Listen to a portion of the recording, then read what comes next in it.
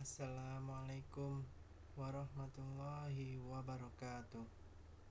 Puji sareng syukur urang panjatkeun ka Allah Subhanahu wa taala.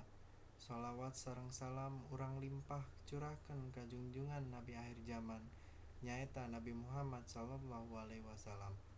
Kukituna urang sadaya tiasa patepang tur pamprok jonghok dina ieu acara.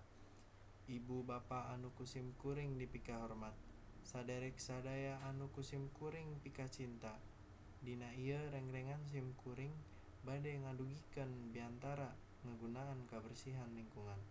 Anu dimana urang sadaya terang yen di lingkungan bersih parantos tangtu sehat ka diri urang sadaya anu nyicingan eta tempat. Dia cara miara kana ieu lingkungan teh aya 3. Paling saeutik supados lingkungan tetep bersih jeung sehat nyaeta ngagunakeun teknik di handap. 1. Simpen sampah plastik. Maksudna nyaeta simpen sampah anu parantos diangge teh ulah nepikeun ka dipiceun di mana wae. 2.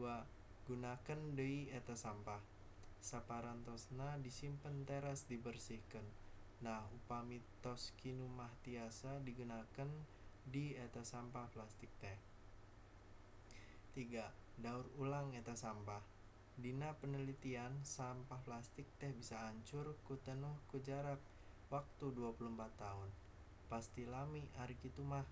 Nah kukituna tiasa eta sampah teh didaur ulang janten barang rumah tangga anu sanes, janten henteu di mana wae.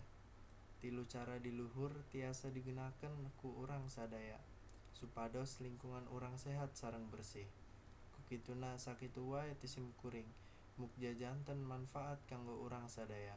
Wassalamualaikum warahmatullahi wabarakatuh.